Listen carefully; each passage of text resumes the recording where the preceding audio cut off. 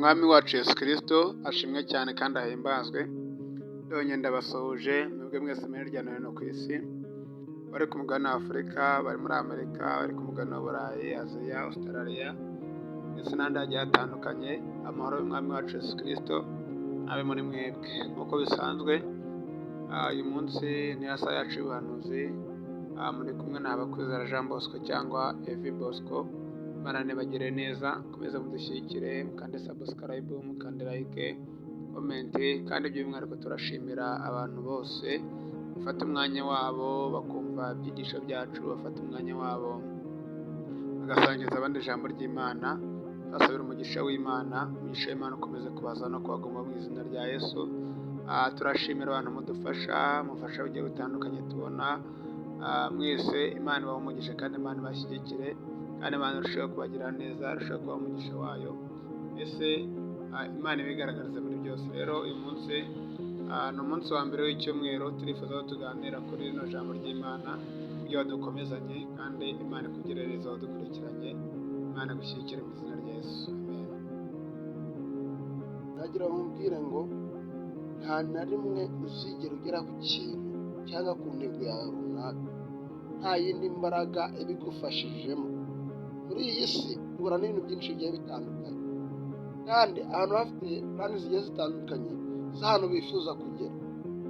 Mu kazi kawe hari aho wifuza kugera, hari aho wifuza ko abana bawe bahagera, hari aho wifuza ko wageza umuryango wawe, hari aho wifuza ko wageza ababyeyi bawe, hari aho wifuza ko nawe wagera mu buzima bwawe. Twese tuba dufite plani zigiye zitandukanye kandi mu byiciro bigiye bitandukanye. Ab'abakene, ab'abakire, abafite amafaranga n'abatayafite, mbese umuntu wese, umuntu ukomeye, umuntu woroheje, aba umunyembaraga, umunyantege nkeya, buri muntu wese aba afite ahantu yumva yifuza kugera. Muri iyi si nta hantu umuntu ajya agera ngo yumve ko yageze ahantu hanyaho agomba kuba ari. Ahubwo twese duhora mu rugendo rwo kugira ngo tugere aho tugera, ariko hari imbaraga zishobora kudufasha kugira aho tugere, aho twifuza kugera. Abantu benshi muri isi bitabaza imbaraga zigiye zitandukanye. Hari abitabaza inshuti zabo zifite imbaraga runaka, hari abitabaza abakomeye bafite imbaraga runaka, hari abitabaza abavandimwe bafite imbaraga runaka, hari abana bitabaza ababyeyi babo, hari ababyeyi bitabaza abana babo, hari n'abitabaza izindi mbaraga runaka zigiye zitandukanye zikomeye, bizera yuko zikomeye.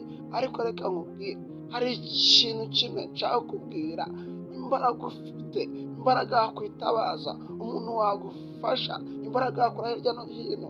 Hari izindi mbaraga, imbaraga z'Imana, nizo mbaraga zishoboza umuntu, zigafasha umuntu, zigakurikirana umuntu mu mishinga ye, muri purane ye, mu ho yifuza kugera, mu byo yifuza kugeraho, kandi zikahamugeza. Kandi nagira ngo mbwire ngo zino mbaraga ni imbaraga zitagira izindi ngaruka. Imana ishimwe cyane. Izindi mbaraga zigira ingaruka. Hari abishingikiriza imbaraga z'abadayimoni, izi mbaraga zigira ingaruka mbi. Hari abishingikiriza imbaraga z'imyuka mibi, izi mbaraga zigira ingaruka mbi. Hari abishingikiriza imbaraga z'abantu, imbaraga z'abantu zirarangira. Narabibonye, hari ahantu ugera imbaraga z'abantu zikarangira, hari ahantu ugera amaboko y'abantu akaba magufiya, hari ahantu ugera amaboko y'abakomeye akaba magufiya. Mu cyiciro waba urimo, mu mbaraga ufite izo ari zo zose, hari imbaraga ukeneye, hari n'izo ukoresha, hari n'izo wiringiye, hari n'izo utekereza, hari n'abantu bagufasha, hari izindi mbaraga mbese wiringiye. Ariko uragira ngo izo mbaraga zijya ziba igihe gitoya, zijya zirangira, zijya zishira. Haleluya. Umuntu aba ameze neza uyu munsi, ariko ejo akamera nabi. Umuntu uyu munsi birakunda, ariko ejo bikanga. Uwo muntu uyu munsi yagufasha, izo mbaraga zo wazizera, ariko ejo zikagutenguha. Umuntu uyu munsi yagufasha, ariko ejo ugakorwa n'isoni, bitewe n'uko ari umuntu. Wakwiringira izindi mbaraga zivuye ahantu runaka, umuyobozi wawe mu kazi, ku bakomeye bawe bo mu kazi, wakwiringira imbaraga ziturutse ku bavandimwe bawe. Izo mbaraga nazo zijya zirangira mu isi, ariko nagira ngo mbwire ngo hari imbaraga zitajya zirangira. Hari imbaraga z'Imana. Izi mbaraga iyo wazizeye, izi mbaraga iyo waziringiye, izi mbaraga iyo wagendanye nazo, izi mbaraga ziragushoboza n'ibyo utari ushoboye, n'ibyo utari kuzageraho mu mishinga yawe. Izi mbaraga ziragufasha, izi mbaraga zikugeza kuri plani yawe, izi mbaraga zikugeza ko wifuza kugera. Izi mbaraga z'Imana zirakujyana, izi mbaraga z'Imana ziraguherekeza, izi mbaraga z'Imana zigendana nawe, izi mbaraga z'Imana zikubera umujyanama muzima. Umuntu wamugisha inama akakugira inama mbi, umuntu wamugisha inama ntakugira inama nziza. Ariko reka nkubwire, imbaraga y'Imana yo wayiringira. Haleluya. Twagiye twiringira amaboko y'abantu, amaboko y'abantu aradutenguha. Twagiye twiringira imbaraga z'abantu, imbaraga z'abantu ziragutenguha. Kandi ahantu uza kwitegereza urasanga wari wiringiye amaboko y'abantu, ukiringira imbaraga, izindi mbaraga, ariko zikagutenguha, ugakorwa n'isoni, zikagira ngo zikarangira. Ariko uyu munsi nagira ngo hari imbaraga zitarangira, hari imbaraga zidakorwaho n'ibihe, hari imbaraga zidakorwaho n'iminsi, hari imbaraga zidakurwaho nk'uko byacitse. Izi mbaraga z'Imana, haleluya, izi mbaraga z'Imana nagiye ubwenge warizo wiringira. Izi mbaraga zose wari wiringiye ntizihinduka ubusa, izindi mbaraga zose wari uteze amaboko ntizihinduka ubusa, izindi mbaraga abantu wari wiringiye, abakomeye wari wiringiye, abo bose ni ubusa.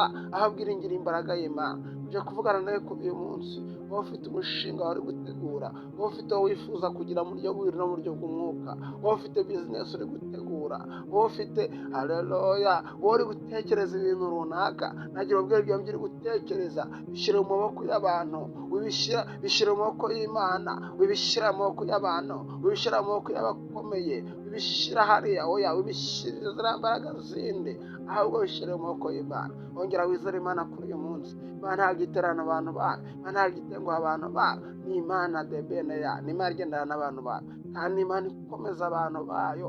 Imana ishimwe cyane. Wikwiringira izindi mbaraga, ahubwo iringira izindi mana. Nje kuvuga nawe uri gupanga imishinga, uri gupanga gukora, uri gupanga bizinesi, uri kwandika ibintu byinshi, imishinga wifuza kugeraho, ibyo wifuza kugeraho, wowe ufite plan aho wifuza kugera, wabuze icyabigufashamo, wabuze imbaraga yabigufashamo, oya amafaranga ntiyabigufashamo, amafaranga ajya arangira, amafaranga ajya ashira, aho yaba ari menshi gute. Abakomeye ngoma zabo zijya zirangira, abakomeye igihe kiyagera bikarangira.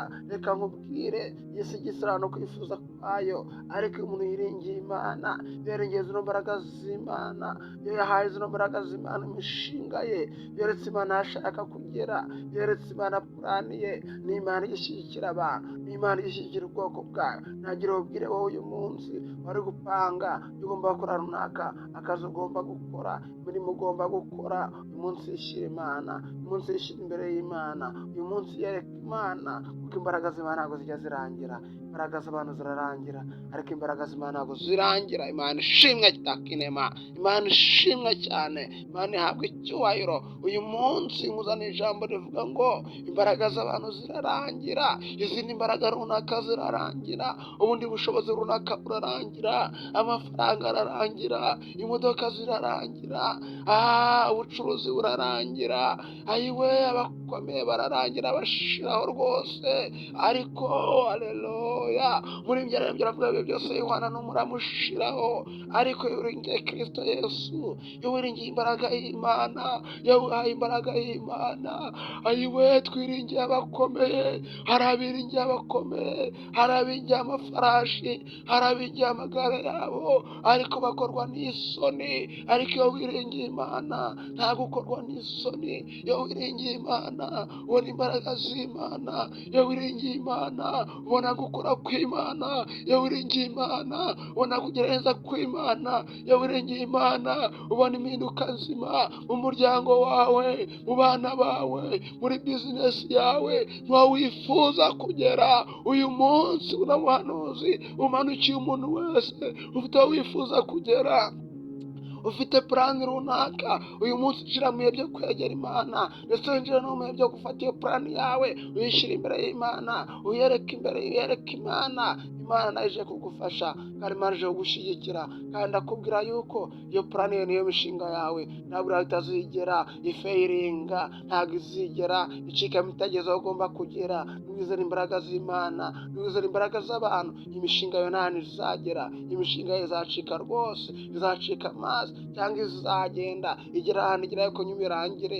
Ariko n'ibiri mu mbaraga z'Imana izakomeza igende igere ko wifuza kugera, izamuke. Haleluya. haleluya, izakomeza izamuka, izakomeza itere imbere, izakomeza ubona umugisha w'Imana, izakomeza ubona gukora kw'Imana, izakomeza ubona imbaraga y'Imana, izakomeza ubona imirimo y'Imana, haleluya.